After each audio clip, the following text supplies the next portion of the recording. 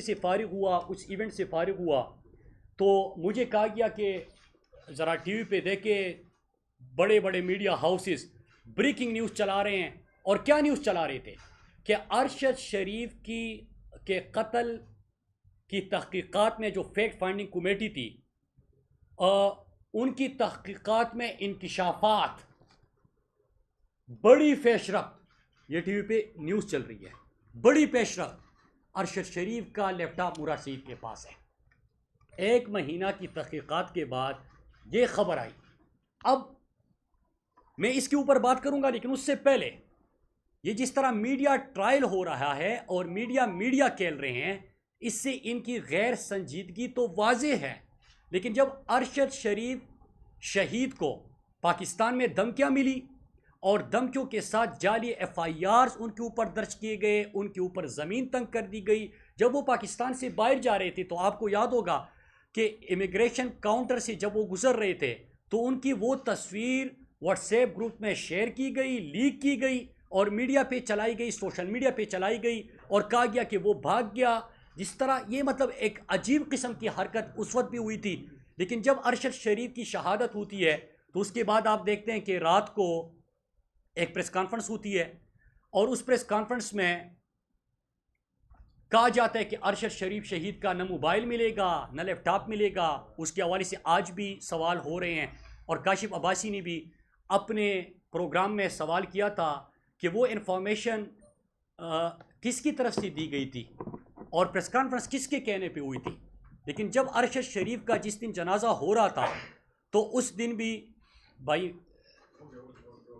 जिस दिन अरशद शरीफ का जनाजा था, तो उससे पहले भी, जनाजे से पहले भी प्रेस कॉन्फ्रेंसेस हुई और उस वक्त क्या कहा गया था, मैं ज़रा आपको वो दिखाता हूँ। पहला क्लिप आप ज़रा प्ले कीजिए। ये ज़रा आप कैमरे उधर। शहीद अरशद शरीफ की जिंदगी को पाकिस्तान में कोई खतरा नहीं। फिर से प्ले कीजिए भाई, आप थोड़ा सा गुजारा करें। जी जी। अरशद शरीफ की जिंदगी को पाकिस्तान में कोई खतरा नहीं, ये कहा गया उस वक्त। अभी अरशद शरीफ का जनाजा पड़ा हुआ है और जनाजा नहीं हुआ, लेकिन उससे पहले प्रेस कॉन्फ्रेंस बड़ी लंबी और तवील की गई और इंटीरियर मिनिस्टर ने भी प्रेस कॉन्फ्रेंस की थी। लेकिन इसका जवाब मैं नहीं दूंगा, वो जवाब अरशद भाई की आप जबानी सुनिए कि अरशद शरीफ इसके जवाब में क्या कहते जब ये हैं। केस खत्म होगा तो इसमें बहुत सारी चीजें हैं कि ये सारा सिलसिला शुरू कैसे हुआ, एक ही वक्त में कौन था, और कुछ तो इतनी जल्दी में FIRs हुई। ये सारी चीजें शुरू कहाँ से हुई थी, वो एविडेंसेस मैं ऑन रिकॉर्ड आपको बता रहा हूँ।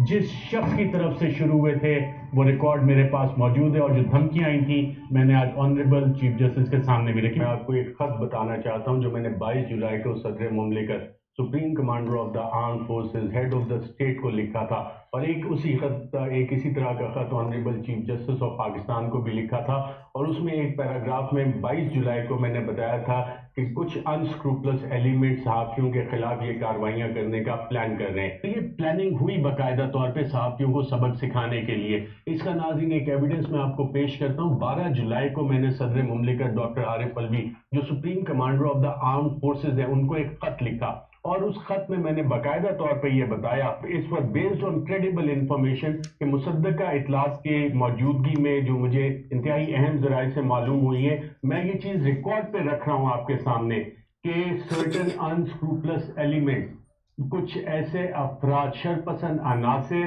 उन्होंने ये डिस्कशंस की हैं। और ये शरपसंद अनासिर, अनस्क्रूपलस एलिमेंट्स कौन है? ये यकीनन किसी ना किसी हुकूमती इदारे में बैठे हुए थे जहां पे ये डिस्कशन हुई, जहां पे ये मीटिंग्स हुई। और इसमें मैंने बड़ा वाज़ेह बताया कि उसमें मुझे भी false, bogus, fabricated criminal cases किए जाएंगे, किडनैप किया जाएगा, एनफोर्स डिसअपीयरेंस किया जाएगा, या मुझे और दीगर सहाफियों को मारा पीटा जाएगा, उन पर तशद्दुद किया जाएगा। फाज पाकिस्तान के तर्जमान मेजर जनरल बाबर इफ्तिखार, जब तक मुझे एयरवाई से फायर नहीं करवाया गया था दबाव डाल के कि जनाब अरशद शरीफ को फायर करे, अरशद शरीफ एयरवाई का हिस्सा नहीं, वो एक अलग कहानी है कि दबाव किसने डाला, किसने क्या धमकियां लगाई एयरवाई को, 4000 मुलाजमीन का जो मुस्तकबिल है उसको किस तरह से उन्होंने दाव पे लगाया था, ये कहानी फिर कभी से। इसके तमाम किरदार जो हैं, मैं एक एक किरदार को तक पहुंच गया हूं कि कौन से किरदार ने इसमें क्या रोल अदा किया, वो तमाम नाम भी पहुंच चुके हैं। एक मिसाल तो मैं आपके सामने बैठा हूं, मुझे नौकरी से बाकायदा प्रेशराइज करके एयरवाई को निकलवाया गया और ये कंडीशन रखी गई कि एयरवाई तब तक नहीं खुलेगा जब तक अरशद शरीफ को बाकायदा तौर पे सैक नहीं किया जाएगा, नौकरी से नहीं निकाला जाएगा। इंतहाई अदब के साथ मोहतरम चीफ जस्टिस साहब, मैं भी आपसे गुजारिश करता हूं कि मैंने भी आपको एक ख़त लिखा था, और ये ख़त जब मैंने आपको जब लिखा था, इसकी जो तारीख है वो तारीख है मोअज़्ज़ज़ चीफ जस्टिस साहब 12 जुलाई 2022, और उस पर जो रजिस्ट्रार थे ये रिसीव भी हुआ था, और सुप्रीम कोर्ट रिपोर्टर एसोसिएशन के जो सदर है उन्होंने मुझे बताया कि आपके दफ्तर में उन्होंने ये डिलीवर भी कर दिया था। और इस खत में नाजा मैंने आपको मोअज़्ज़ज़ चीफ जस्टिस साहब को नाज़रीन बताया था, और ये मैं आपके सामने इस खत का ये अक्स रख रहा हूँ कि मेरे पास इंतहाई मोतबर ज़राए से ये मालूमात आई हैं कि कुछ शरपसंद अनासिर उन्होंने मुझे जाली मुकदमों में मुलव्वस करने का प्लान बनाया है, ना सिर्फ मुझे, दीगर सहाफ़ियों को भी, उन्हें अगवा करने का, उनको जबरी तौर पे गुमशुदा करने का या उन्हें मारने का, और ये प्लानिंग की है ये आपने जो अरशद भाई का जनाजा भी पड़ा हुआ है, और उससे पहले जो जल्दी में प्रेस कॉन्फ्रेंसेस हुई, उसका जवाब तो मैंने नहीं दिया, आपने अरशद भाई की ज़बानी सुन लिया कि अरशद भाई को किस लेवल के थ्रेट्स थे, और उन्होंने वाज़ेह भी किया, बहुत सारी बातें की, वो आपने खुद सुन ली, मैं उसमें कोई इजाफा नहीं करना चाहता। लेकिन एक बड़ा मीडिया हाउस है, जब अरशद भाई की शहादत हुई तो उसके बाद मेरा एक क्लिप दिखा रहे हैं बार बार, और कह रहे कि मुराद सईद को कैसे पता था कि अरशद भाई को थ्रेट्स है और उनकी ज़िंदगी ख़तरे में है। आपने सुन लिया? थोड़ी सी अगर आप सहाफ़त करते, और मुझे गिला भी बहुत है, मैं आज उसका थोड़ा सा जिक्र कर लूँ कि अरशद शरीफ जो हमेशा हर किसी के लिए खड़ा होता था, सहाफ़ियों के लिए खड़ा होता था, इमरान रियाज भी उनके लिए खड़े हैं, लेकिन इमरान रियाज के साथ वो जिस तरह खड़ा था, बाकियों के अगर नज़रियाती इख्तिलाफ भी होता था, सहाफ़त से वो एग्री भी नहीं करते थे, लेकिन फिर भी वो खड़े होते थे लोगों के लिए। लेकिन मुझे दुख इस चीज़ का है कि जब अरशद भाई की थ्रेट्स का हम जिक्र करते थे तो बड़े मीडिया हाउस ने उनकी शहादत के बाद ये सवाल उठा लिया कि इसको कैसे पता था। तो वो भाई बार बार आपको कह रहा है, वो अदालतों के दरवाजे खटखटा चुका है, वो सदर पाकिस्तान को ख़त लिख चुका है, वो सुप्रीम कोर्ट की चीफ जस्टिस साहब से बसत एहतराम दरख्वास्त कर रहा है, अपील कर रहा है। लेकिन मुझे अरशद भाई के कुछ लोग है, सहाफ़ी है, वो दोस्त भी समझते हैं, अरशद भाई के दोस्त थे भी, लेकिन जब ये 8 महीने का मुश्किल तरीन वक्त था पाकिस्तान के सबसे बड़े इन्वेस्टिगेटिव जर्नलिस्ट अरशद शरीफ शहीद के ऊपर, तो उस दौरान भी किसी ने उसका जिक्र तक नहीं किया, उसका पूछा भी नहीं। अगर ये सारे मिलकर भी आवाज़ उठाते तो आपको पता है कि उसका मतलब कुछ ना कुछ उनके लिए आसानियाँ पैदा हो जाती, लेकिन किसी ने जिक्र नहीं किया। लेकिन उसके बाद क्या हो रहा है, मुसलसल अरशद शरीफ का भी मीडिया ट्रायल हो रहा है। जनाजा उठा नहीं, प्रेस कॉन्फ्रेंस हो गई, जनाजे के वक्त प्रेस कॉन्फ्रेंस हो गई, जनाजा हो गया, प्रेस कॉन्फ्रेंस हो गई, और फिर उसके बाद भी मुख्तलिफ किस्म की चीज़ें हो रही है। अब मैं असल चीज़ों के ऊपर आता हूँ जिसके ऊपर बहस होनी चाहिए, लेकिन उससे पहले इसी दिन जो मैंने आपको दिखाया एक प्रेस कॉन्फ्रेंस का क्लिप कि अरशद शरीफ की ज़िंदगी को कोई ख़तरा नहीं था हमारे इंफॉर्मेशन के मुताबिक, इसी दिन इसी प्रेस कॉन्फ्रेंस में एक और बात की गई, ज़रा आपको वो सुनाना चाहता हूँ, फिर उसके बाद मैं आगे ये जो चीज़ें चल रही उसके ऊपर बात करूँगा। एक मिनट ज़रा ये कैमरे ऊपर करें। शरीफ साहब तब तक यूएई फिर से स्टार्ट। जी जी। शरीफ साहब तब तक यूएई में रहे जब तक उनके पास यूएई का वैलिड वीजा था। हमारी इत्तला के मुताबिक किसी ने सरकारी सतह पर अरशद शरीफ को दुबई से निकलने पर मजबूर नहीं किया, तो वो कौन थे जिन्होंने उन्हें वहां से जाने पर मजबूर किया? अरशद शरीफ साहब तब तक यूएई में रहे जब तक उन ये इसके साथ साथ आप इंटीरियर मिनिस्टर को ज़रा सुनिए कि उसी इंटीरियर मिनिस्टर ने अरशद शरीफ शहीद के वीज़ा के हवाले से क्या बात की, ज़रा आप वो सुनिए। दुबई में जिन लोगों का वीज़ा ख़त्म हो जाता है तो क्या उसके बाद कोई पकड़ के उन लोगों को जेल में डाल देता है? कौन को धक्के मार के कोई निकालता है बाहर? मेरा ख्याल है कि उससे पहले वो 2-3 मरतबा जो है वो कोई वार्निंग नोटिस और उसके बाद जुर्माने की प्रोविजन भी है। कभी ऐसा नहीं हुआ कि आज अगर कोई डेट वीज़ा ख़त्म हुआ है, लोग वहाँ पे कई महीने जो है वो वीज़े की डेट के ख़त्म होने के बाद भी जो है वहाँ पे ओवर स्टे, यही एक रूटीन है। मैं ये नहीं कहता कि ये कोई अच्छा काम है, इलीगैलिटी नहीं है, इलीगैलिटी है, लेकिन बहरहाल जो एक प्रैक्टिस है मैं उसकी बात कर रहा हूँ। और फिर दुबई से जो है उसको जो है वो कीनिया भेजा गया। अच्छा, ये दो क्लिप आपने सुन ले, दोनों गलत। अरशद शरीफ शहीद का वीज़ा ख़त्म नहीं हुआ था, और मैंने पिछली दफ़ा प्रेस कॉन्फ्रेंस की थी और मैंने कुछ सवाल उठाए थे। उसमें एक सवाल ये था कि अरशद शरीफ शहीद जब यूएई में थे तो किसने उनके ऊपर दबाव डाला कि अरशद शरीफ शहीद को दुबई से निकाला जाए, और निकालने पे उनको मजबूर कर दिया गया। और वो मैं अपने सवालात में आगे भी आपको कुछ और सवाल उसमें ऐड हुए हैं, मैं वो आपके सामने रखना चाहता हूँ। लेकिन गलत कहा गया, झूठ कहा गया कि अरशद शरीफ शहीद का वीज़ा ख़त्म हुआ था। उनका वीज़ा ख़त्म नहीं हुआ था, दबाव दिया गया और अरशद शरीफ को वहाँ से जाने पे मजबूर कर दिया गया। लेकिन जो आज मैं जिस हवाले से आपसे बात कर रहा हूँ, मैं सीधा उस पर आ जाता हूँ। कल ब्रेकिंग न्यूज़ चलाई गई कि तहकीकाती कमेटी की तहकीकात में बड़ी पेशरफ्त, अरशद शरीफ का शहीद का लैपटॉप मुराद सईद के पास है और मुराद सईद को FIA ने बुलाया है। पहले तो मैं ज़रा आपको ये बताता चलूँ कि ये दूसरी दफ़ा है कि ब्रेकिंग न्यूज़ और मीडिया से मुझे पता चलता है कि मुझे FIA ने बुलाया। पहली दफ़ा जब मुझे मीडिया से पता चला, व्हाट्सएप के ज़रिए पता चला, तो मैंने उसका जवाब भी दिया और मैं आज आपके सामने वो जवाब भी रखना चाहता हूँ। लेकिन उससे पहले मैं ज़रा इनको ये बताता चलूँ कि जब आप संजीदगी अगर आपकी होती तो पहली चीज़ ये है कि जब कीनिया में अरशद भाई की शहादत हुई तो पाकिस्तान की हुकूमत को डेड बॉडी भी दी गई, और अरशद भाई के जो सामान था, जो चीज़ें थी, वो भी आप लोग वहाँ पे गए थे ना, आप लोगों ने देना था। लेकिन घर में जब लिफाफा दिया गया तो लिफाफा सील्ड एनवेलप नहीं था, फाड़ा हुआ था। पहली चीज़ इसका जवाब दे कौम को। दूसरा ये कि आप तहकीकाती कमेटी में हैं, आप 2-3 मुमालिक के चक्कर लगा चुके हैं अवाम के टैक्स के पैसे से, और उसके बाद 1 महीना की तहकीकात के बाद आप मीडिया के ज़रिए बता रहे हैं कि मुराद सईद को FIA ने तलब कर दिया। बड़ी खबर है, पेशरफ्त है, ब्रेकिंग न्यूज़ है और इसको बुलाया गया। क्या आप तहकीकात का रुख बदलना चाहते हैं? आपकी ये गैर संजीदगी वाज़ेह करती है, जिस तरह आपके इंटीरियर मिनिस्टर के बयानात हुकूमती तर्जुमानों के बयानात है। फिर इसके बाद और क्या होता है कि आपका जो ऑफिसर इस वक्त इन्वेस्टिगेशन में, ये लेक का प्रोफेशनलिज्म है।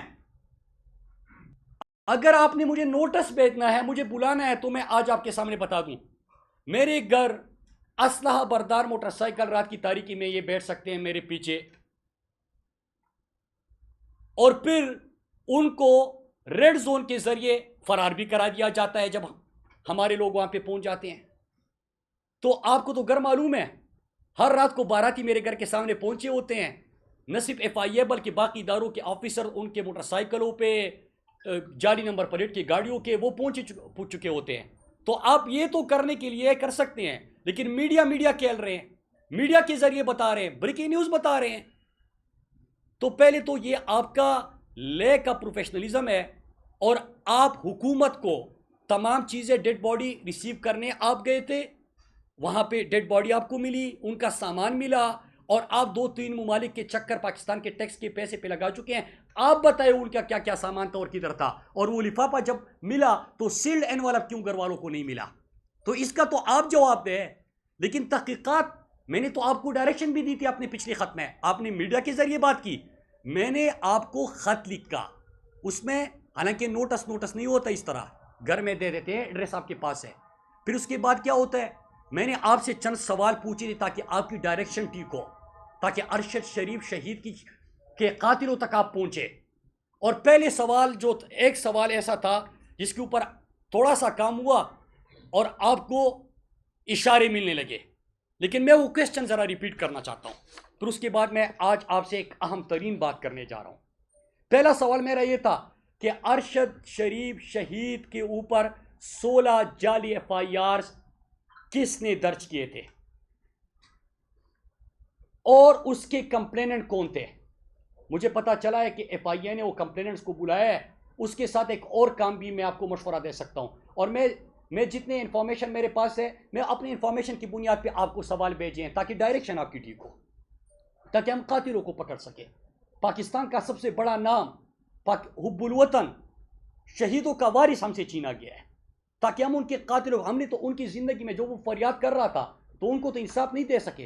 कम से कम उनकी वालदा जो फरियाद कर रही है उनको तो आप कम से कम कातिलों को तो पकड़ सके। पहला सवाल, 16 जाली एफआईआर किसके कहने पे हुए थे, कंप्लेनेंट्स कौन थे, और उन कंप्लेनेंट्स का कॉल रिकॉर्ड आप निकाले कि उनको किसने कहा था कि आप अरशद भाई के खिलाफ कंप्लेनेंट बने और फिर उनके ऊपर आपने जाली एफआईआर दर्ज किया।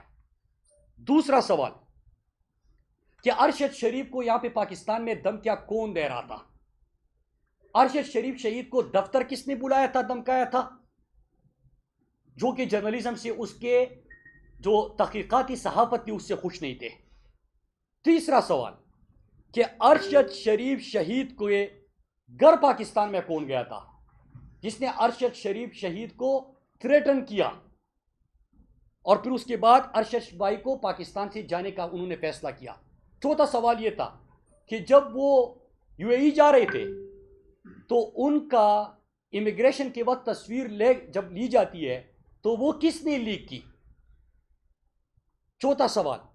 पांचवा सवाल मैंने ये पूछा था कि अरशद भाई का तो अभी वीजा था, तो यूएई से वो कौन ताकतवर शख्सियत है, ताकतवर तरीन लोग हैं जिनके कहने पे अरशद भाई को यूएई से भी निकलवाया गया। और मुझे पता चला है कि एक होटल की लॉबी में, मैंने आपको कहा था कि होटल की लॉबी में कौन गए थे जिन्होंने पहले अरशद भाई को टाइम दिया, फिर वो 48 घंटे का टाइम भी उनसे वापस ले लिया गया और उनको कहा कि आप पूरी तौर पे यूएई छोड़ दें, और उसको ये भी कहा गया कि आपकी ज़िंदगी हम आपको ये रिकमेंड नहीं करेंगे कि आप पाकिस्तान वापस जाएं क्योंकि आपकी ज़िंदगी को ख़तरा है। तो आपने एक से, मेरी इंफॉर्मेशन के मुताबिक एक बंदे तक आप पहुंच गए, बल्कि तीनों का आपको पता है।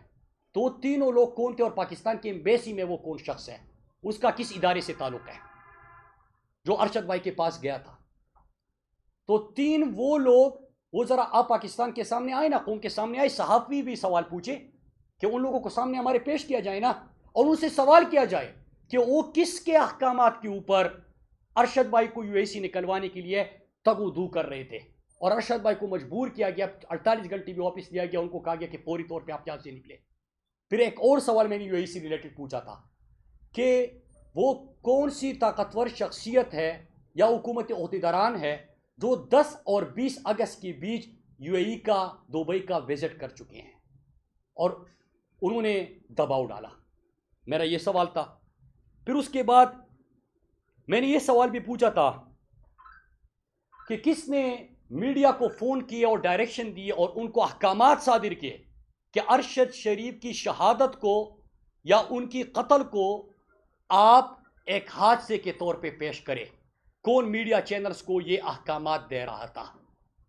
फिर मैंने एक और सवाल पूछा कि आजकल अरशद शरीफ के जो वीलॉग्स थे उसमें ज़्यादा किसका जिक्र था, किसको उसकी सहाफ़ती जो तहकीकाती सहाफ़त थी उससे ख़तरा या परेशानी थी।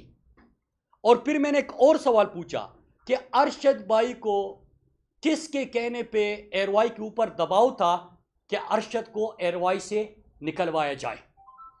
ये मैंने सवाल पूछे थे और आज भी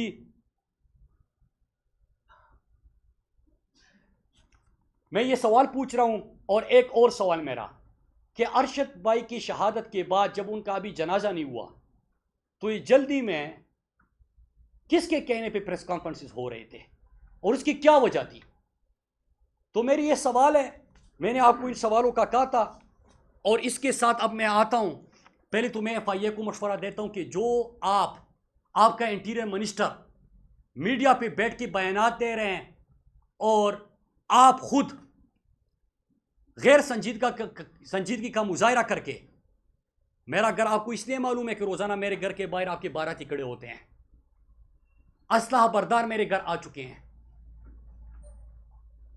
तो आपको सब चीज़ों का पता है, लेकिन आप नोटिस नहीं देते, मीडिया कहते हैं। तो मैं आपसे ये सवाल करता हूं, बल्कि मैं आपको बताता हूं कि कौम के सामने ज़रा बताइए ना, जो अरशद भाई की फैमिली को आप बताते हैं। आप जब यूएई गए थे तो आपने क्या देखा, अभी रिसेंटली आप यूएई गए थे, आपने क्या देखा था, क्या महसूस किया था, आपको क्या पता चला, वो लोग कौन थे, किसका दबाव था। कौम के सामने ये प्रेस कॉन्फ्रेंस करे, कौम ये जानना चाहती है बयानिए मत कह ले। एक कीमती जिंदगी जिसका अजाला ही मुमकिन नहीं है, हम अरशद भाई को खो चुके हैं। वो असासा था इस मुल्क का, इस कौम का, लेकिन फिर भी आपको उसके जाने के बाद भी चैन नहीं है। रोजाना प्रेस कॉन्फ्रेंसिस कर रहे हैं, ब्रेकिंग न्यूज बना रहे हैं। जरा कौम के सामने बताए, हकायक बताए, सच बताए। और जो अभी तक आपको डाउट्स लग रहे हैं और जो आपने बताया भी है ऑफ द रिकॉर्ड मीडिया पे, तो आप कुछ और बताते हैं, जरा वो भी इनके सामने रखे। तो आप नहीं रखेंगे तो वो भी मैं आपके कौम को बता दूंगा। लेकिन मेरे पास जितनी इन्फॉर्मेशन थी, इसी इन्फॉर्मेशन की बुनियाद पे मैंने सवाल पूछे थे। अगर आप संजीदगी के ऊपर इसके जवाब ढूंढे तो आप अरशद भाई को धमकाने वालों, अरशद भाई को एयरवाई से निकलवाने वालों, अरशद भाई को कत्ल की धमकियां देने वालों, अरशद भाई मुल्क छोड़ने पे मजबूर क्यों हुआ, ये तमाम हक़ाइक़ आपके सामने आ जाएंगे। फिर इसके साथ एक चीज़ कि ये जो फैक्ट फाइंडिंग कमेटी है, इसके हवाले से मेरा वही मौक़िफ़ है जो अरशद शरीफ शहीद की वालदा का है। उन्होंने CNN को इंटरव्यू दिया, उसमें कहा कि मुझे इनसे कोई भरोसा इन पे नहीं है, एतमाद नहीं है। और उन्होंने चीफ जस्टिस साहब से मुतालबा किया कि आप एक कमीशन बनाएं और इसकी तहकीकात करें। आज मैं एक और चीज़ भी बताना चाहता हूँ, चीफ जस्टिस साहब, मैं भी अरशद भाई की तरह आपसे बसद एहतराम कहता हूँ कि हमने अरशद शरीफ शहीद ने अपनी ज़िंदगी में आपसे बार बार अपील की, बसद एहतराम आपको पुकारते रहे। वो अपने थ्रेट्स के हवाले से, उनके ऊपर जाली FIRs के हवाले से, उनको टार्चर करने के हवाले से वो आपको बार बार बताते गए, वो आपको बार बार अपील करते गए। वो इस दुनिया से चले गए, लेकिन उनकी दरख्वास्त किसी ने नहीं सुनी, उनकी अपील किसी ने नहीं सुनी। लेकिन आज उनकी वालदा ने आपसे अपील की है। खुदा के लिए उनकी वालदा की बात तो सुने। पाकिस्तान की 22 करोड़ अवाम और पूरी सहाफ़ी बरादरी इस वक्त आपको देख रही है कि आप उनकी वालदा को सुने, उनकी फरियाद को सुने, आप कमीशन बनाएं। और मैं एक और चीज़ का आज इजाफा करता चलूँ कि अरशद शरीफ शहीद ने खुद बताया कि जो अब इस्लामाबाद हाई कोर्ट के चीफ जस्टिस साहब थे और अभी वो सुप्रीम कोर्ट चले गए हैं, अतर मिनल्लाह साहब, उन्होंने जिक्र किया था, अतर मिनल्लाह साहब की अदालत में वो पेश भी हुए थे। और अतर मिनल्लाह साहब के हवाले से उन्होंने कहा था कि मैंने उनको वो सबूत भी दिखा चुका हूँ अतर मिनल्लाह साहब को कि किसके कहने पे ये सब कुछ हो रहा है, किस तरह हो रहा है। वो अरशद शरीफ शहीद ये कह रहे हैं, तो वो सबूत भी दिखा चुका है। तो इसका मतलब ये कि आपकी सुप्रीम कोर्ट में भी एक ऑनरेबल जज साहब बैठे हैं, अतर मिनल्लाह साहब, वो तो गवाह है उनके थ्रेट्स के हवाले से। तो ज़रा उनसे मशवरा करके, उनसे चीफ जस्टिस साहब, मैं बसद एहतराम आपसे अपील करता हूँ अरशद भाई की वालदा की बिहाफ पे, जिस तरह उन्होंने आपसे अपील की है, पूरी कौम की बिहाफ पे, कि आप खुदा के लिए इसकी तहकीकात करें, आप कमीशन बनाए और अरशद भाई के कातिलों को पकड़े। मैं आप सबका शुक्रिया अदा करता हूँ इन अल्फाज के साथ कि अगर आप सीरियस है तो इन सवालों के जवाब ढूंढे। और जिस तरह मैंने आज सिर्फ 4 क्लिप्स आपके सामने रखे, मैं आपको 50-100 क्लिप्स भी दिखा सकता हूँ, मैं आपको फेक झूठा प्रोपेगेंडा भी दिखा सकता हूँ। और मैं उन लोगों को भी कहता हूँ जो अरशद भाई के दोस्त थे, मुझे भी पता है कि दोस्त थे, वो अरशद भाई के लिए आज तो आवाज़ उठाए, और आवाज़ उठाए इंसाफ के लिए, जुडिशल कमीशन का मुतालबा करे, उनके कातिलों को पकड़ने का मुतालबा करे। ये क्या रोज़ाना आपने एक माहौल बनाया हुआ है, कभी ब्रेकिंग न्यूज़ आ जाती है, कभी मीडिया आ जाता है, मीडिया खेल रहे हैं। तो मीडिया मत खेले, कातिलों को सामने लाए, इन सवालात के जवाब आप ढूंढे, आपको कातिल भी मिल जाएंगे। आप सबका बहुत बहुत शुक्रिया। नसीर साहब ये बताएंगे की जानिब से ये इंकशाफ हुआ, वो कह रहे हैं कि आपके पास लैपटॉप है, तो ये मैंने पूरी प्रेस कॉन्फ्रेंस किसके ऊपर की, जवाब तो दे दिया आपके पास है नहीं। वो मैंने क्या कहा आपको, ये गए थे पाकिस्तान से बाहर, ये सामान इनके हवाले हुआ, घर में लिफाफा भी फाड़ के लेके आए थे। तो ये तो मैंने सवाल पूछ लिया आपके सामने। नेक्स्ट ये बताएं मुनासिर साहब, आप जिस तरीके से क्वेश्चंस कर रहे हैं, इससे लग ऐसा रहा है कि आपको कातिलों का बखूबी पता है। तो आप इस हवाले से जो कि ऐसे इदारे हैं जो जिन पर आपका एतमाद हो, उनकी रहनुमाई या उनकी मदद क्यों नहीं करते? मैं बार बार अपील कर रहा हूँ, अरशद भाई की वालदा मतलब हमारा भाई है, हमारा दोस्त है, पाकिस्तान का सासा अरशद भाई, मुहिब वतन, शहीदों का वारिस। हम तो बार बार आवाज़ उठा रहे हैं कि जुडिशल कमीशन का मुतालबा उनकी वालदा ने किया हुआ है। उनसे ज़रा तकलीफ किसको हो सकती है कि 2 बेटे थे, दोनों इस मुल्क के लिए शहीद हो गए, अरशद भाई का कसूर क्या था यार? वो सवाल पूछता था ना, वो सवाल कर रहा था, आपको उसके सवालों से मसला था। अगर आप सच्चे थे तो जवाब दे रहे थे। वो तो अपनी तहकीकाती सहाफत कर रहा था। अरशद भाई के जर्नलिज्म के हवाले से, इन्वेस्टिगेशन के हवाले से कोई भी उंगली नहीं उठा सकता। तो आप उसको धमकियां भी दो, जाली एफआईआर भी करो, मुल्क से बाहर भी जाए, फिर कहो कि भाग गया, फिर होटल की लॉबी में जाए, फिर उनके पीछे, मतलब इस तरह कौन कर सकता है? तो एक ही चीज है आपके सवाल का जवाब कि उनकी वालदा का मुतालबा है कि जुडिशल कमीशन चीफ जस्टिस साहब, और मैंने आपके सामने मुतालबा किया कि ऑनरेबल चीफ जस्टिस साहब से कि आप कमीशन बनाए और कातिलों को पकड़े। तो यही तो मैं बार बार कह रहा हूं, मैं सवाल भी इसलिए पूछ रहा हूं। एक सवाल के ऊपर इन्होंने होटल की लॉबी में, मैंने आपसे पिछली दफा कहा था कि किसने मुलाकातें की थी, ये एक बंदे का इन्होंने बता दिया कि कौन था। इनको ये भी पता है कि सिफारत खाने में कौन है, ये जो 2 बंदों की टीम है। तो कौम के सामने आके एक प्रेस कॉन्फ्रेंस कर लेना, इसके ऊपर ब्रेकिंग न्यूज बना देना। नहीं, रोजाना उनके इंटीरियर मिनिस्टर आता है, राग अलाप रहा है, पता नहीं इधर जा रहा है उधर जा रहा है। झूठा था ना, मैंने आपको दिखा दिया, झूठा था। बैठ के प्रेस कॉन्फ्रेंस कर रहा है कि वीजा जब खत्म हो जाए तो कोई जेल में नहीं डलता, धक्के दे के नहीं बाहर निकालता। वीजा खत्म ही नहीं हुआ था यार। तो जब ये हालत है इनकी, तो इनके ऊपर कैसे इत्मीनान होगा? आपको मैं ये भी बताता चलूं कि एफआईए ने भी अरशद भाई एफआईए के खिलाफ भी केस लड़ रहा था। तो ये तो तहकीक, ये कह रहे कि फैक्ट फाइंडिंग कमेटी है। 16 एफआईआर किसके कहने पे हुई थे? वही हुकूमत कमेटी बना रही है। इसलिए वाहिद उम्मीद जो है इंसाफ का सबसे बड़ा जो फोरम है वो सुप्रीम कोर्ट है। और आपके सहाफ़ियों की बिहाफ पे भी मैं चीफ जस्टिस साहब से मुतालबा करता हूँ कि वो उनकी वालदा ने जिस तरह आपसे अपील की है, अरशद भाई की ज़िंदगी में हमने उनके लिए कुछ नहीं किया, हमने इंसाफ नहीं दिया। वो बार बार कहते रहे, अपना गम और अपना दर्द छुपाते रहे। 8 महीने आपने उसके ऊपर ज़मीन तंग कर दी थी। और मेरा अल्लाह के ऊपर ईमान है कि जो अरशद शरीफ का खून नाहक जिसने किया है, मैं बार बार कह रहा हूँ कि अरशद, ये खून उनके रगों में तेजाब बन के उतरेगा। अरशद भाई के ऊपर जिसने ज़मीन तंग की थी, अल्लाह की ज़मीन उनके ऊपर तंग होगी, उनको छुपने की जगह नहीं मिलेगी। ये मेरा ईमान है, क्योंकि वो इतना मुहिब वतन था, इस तरह लोगों के लिए खड़ा था, अवाम के लिए खड़ा था, रूल ऑफ लॉ के लिए खड़ा था, एहतिसाब के लिए खड़ा था, पाकिस्तान के लिए खड़ा था, खुद मुख्तारी की बात करता था, ओथ लेता था अपने प्रोग्राम में, हल्फ देता था। उस बंदे के साथ आपने ये किया है, इनको तो चैन कभी नहीं मिलेगा। वो जो अरशद भाई सवाल पूछते थे ना, आज एक एक चेहरा आके खुद जवाब दे रहे कि वो मैं था। आपकी हुकूमत जब थी मतलब भी ऐसे किस्म के वाक़यात हुए थे और एफआईए वाले ही इन वाक़यात को देखते थे। अंदाज जो है ताहिर का वाक़या हो या खड़कमर का वाक़या हो या दीगर वाक़यात हो, वो अफसर आलम का वाक़या हो, असदुर का वाक़या हो, क्या ये जो एफआईए टीम को आज आप कह रहे हैं कि ये पेशेवर नहीं है, पेशेवराना कमजोरियाँ हैं इसमें, उस वक्त भी क्योंकि वो तहकीकात भी अभी तक कंप्लीट नहीं हुआ ना मुकम्मल इससे कोई रिजल्ट सामने आए? देखिए, मैं एक चीज़ बताऊं, मैंने पूरा आपके सामने सवालात रख किया और आप लोगों को उससे बेहतर पता है कि वो सवालात किस चीज़ के ऊपर मबनी थे, उससे क्या होगा। क्या अरशद शरीफ शहीद के साथ जुल्म हुआ?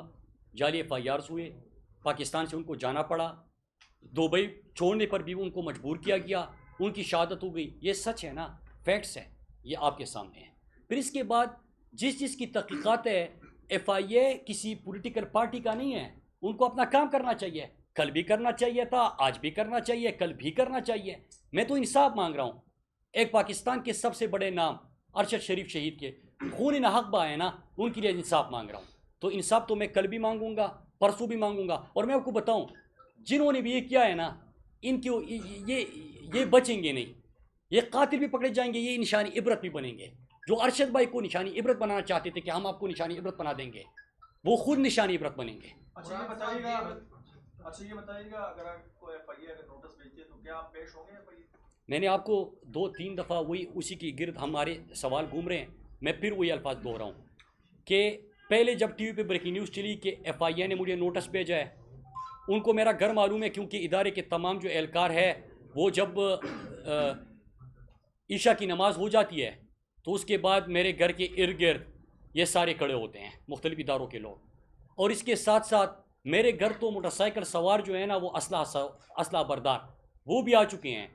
हम तो खैर घर तक उनको पहुंचा के आए थे और मैंने उसके ऊपर भी एफआईआर की कोशिश की कि मेरा एफआईआर दर्ज हो। एफआईआर दर्ज नहीं हो सका क्योंकि वो उनको रेड जोन के रास्ते फरार किया गया था। उसकी वीडियो भी हमने बनाई थी, मैंने ट्विटर पर भी शेयर की थी। तो बात ये है कि मैंने आपको पे उसका भी मैंने रिटर्न जवाब दिया था, और ये मैं आपके सामने लाया हूँ कि मैंने इनको ये जवाब दिया था कि आप मीडिया खेल रहे हो, आपने मीडिया के ज़रिए बात की, और ये मेरे सवाल है अगर आप तहकीकात में सीरियस हैं। और उसके साथ मैंने ये कहा कि अरशद भाई की वालदा ने जुडिशल कमीशन का मुतालबा किया है और आप लोगों के ऊपर अदम एतमाद का इजहार किया है। तो जब उनकी वालदा ने जो कहा है तो मैं उससे पीछे कैसे हट सकता हूँ? मुराद साहब ये बताइएगा, एक तो जो ALY के क्या है आपके CEO जो है सलमान इकबाल के ऊपर बहुत सवाल बन रहे हैं, और उसके बारे में ये भी बताया जा रहा है US में हमारे कुछ अहम इदारों के सरबराहान से उनकी मुलाकात हुई थी, नूरानी ने ट्विटर पर डाले हुए आप बताएं। दूसरी बात ये कि सर जिन लोगों की मेज़बानी कर रहे थे श्रीलंका में, वो उनकी भी मतलब वो सलमान इकबाल के साथ कॉन्टेक्ट थे, उनके अरशद शरीफ साहब के साथ आपके भी क्लोज ताल्लुक थे, कुछ बताया था कि वो लोग कौन थे या जाने से पहले कोई रब्ता हुआ? देखिए मैंने आपको देखिए मैं फिर बताऊं कि ये तो इंटीरियर मिनिस्टर की हालत है कि जनाजा हुआ नहीं है। और मैंने आपको पिछली दफ़ा भी कहा था कि जब आपकी दुश्मन के साथ भी लड़ाई होती है तो जब वो लाशें पड़ी होती है तो सीज़ फायर होता है कि पहले लाशें उठा ले, फिर उसके बाद फिर जंग शुरू हो जाती है। यहाँ पे ये हो रहा था कि अरशद भाई के हवाले से कि अरशद भाई का अभी बॉडी नहीं पहुँची, प्रेस कॉन्फ्रेंस, अरशद भाई का जनाजा 2 घंटे बाद हो रहा है, प्रेस कॉन्फ्रेंस, अरशद भाई का जनाजा हो गया फिर प्रेस कॉन्फ्रेंस। तो ये तो झूठ तो इंटीरियर मिनिस्टर का मैंने आपके सामने रखा, वो बयानात कर रहे हैं। बाकी जुडिशल कमीशन बने, मैं तो आपको ये कह रहा हूँ हमें तो अरशद भाई के कातिल चाहिए। मैंने तो सवालात सामने रख के आपको ये डायरेक्शन दे दी, आपको कहा कि आप बयानिया मत के ले, आप असल चीज़ के ऊपर आए। कौम सवाल पूछ रही है कि अरशद भाई का आपने खूनी ना हक किया है, अरशद भाई को धमकियाँ थी, जाली FIR दर्ज किए हैं, अरशद भाई को मुल्क जाने पे मजबूर किया है, आप उसके घर गए हैं, आपने उसको धमकाया है, फिर UAE में लॉबी में एहलकार आके अरशद भाई को 48 घंटे का टाइम दे चुके हैं, फिर उनको कहते कि नहीं फिर 4 यहाँ से निकल जाओ।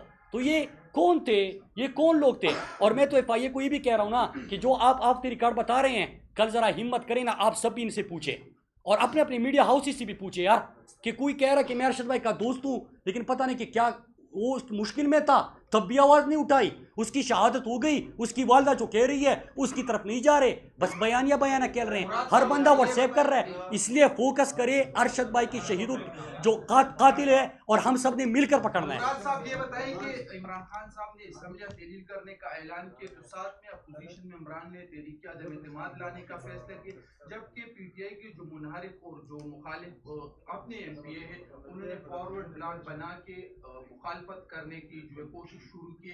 तो ऐसा ना हो कि असम्बलियां तहलील करने के चक्कर में 2 सूबाएं घूमते चली जाएगी। देखिए इस तरह है ना कि ये मैं तो खैर अरशद शरीफ शहीद के हवाले से और जो so called fact finding committee है उसके हवाले से फोकस हूँ, लेकिन जो आपने सवाल किया है ये बात अभी हुकूमतों से, और मैं बार बार बयानियों का जिक्र कर रहा हूँ, इससे बहुत आगे निकल चुकी है। ये हकीकी आज़ादी की तहरीक है। यहाँ पे 75 साला शख्स उनके पोते पोतों के सामने उसको तशद्दुद का निशाना बनाया गया, यहाँ पे लोगों को नंगा किया गया, यहाँ पे और ऐसे ऐसे इक़दाम किए गए कि पूरी इंसानियत की उसके ऊपर शर्मिंदा है। यहाँ पे आपने अरशद शरीफ जैसे बहादुर सहाफ़ी की शहादत हो गई है, यहाँ पे इमरान खान को, पाकिस्तान के महबूब लीडर को गोलियां लग चुकी है, वो उसके बावजूद खड़े हैं। बात हकीकी आज़ादी की हो रही है, खुद मुख्तारी की हो रही है, खुददारी की हो रही है। हुकूमतें बड़ी छोटी चीज़ होती है, आप मुल्क को हमेशा के लिए आज़ादी की तरफ लेके जाना चाहते हैं। तो ये हुकूमत है, ये बयान, ये इससे बात इसलिए आगे निकल गई है कि हम अपने हकीकी और असल मंजिल की तरफ गामजन है। वो मंजिल क्या थी हमारी कि जब पाकिस्तान बन रहा था तो एक ही नारा था कि पाकिस्तान का मतलब क्या, ला इलाहा इल्लल्लाह। आप उस मंजिल के जानिब बढ़ रहे हो तो बात उससे इन ये हुकूमत ये बड़ी छोटी छोटी चीज़ है, इससे बड़ी आगे निकल गई।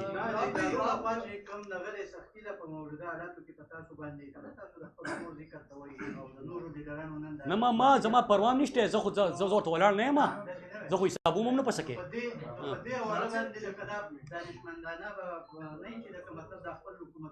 नहीं वो खबर तो कम इसी कर उर्दू में बोलूँ।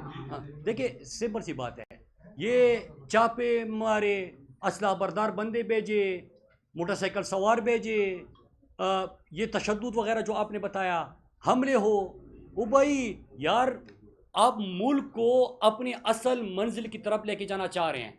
मैं बार बार कहता हूँ, मैंने कल भी तकरीर में कहा था कि अगर मुझसे मोहब्बत करना बगावत है, हम बागी है, जो करना है उखाड़ लो। अगर मुल्क के लिए आइन और कानून की बात करना बगावत है, हम बागी है। अगर अपने लोगों की बात करना बगावत है तो हम बागी है, अगर अमेरिका की गुलामी तस्लीम ना करना बगावत है तो हम बागी है। यार वो लोग गद्दार है ना जिसने मेरे मुल्क का सौदा किया, जिसने अमेरिकी साजिश में सहूलतकारी का किरदार अदा किया, जो अमेरिका साजिश का हिस्सा बने, जिन्होंने मेरे मुल्क के आइन और कानून को तोड़ के लोगों के ऊपर ये जुल्म किया, तो वो गद्दार है। तो बात यह है कि जब आप इनकलाब जाती है, बड़ी बात है।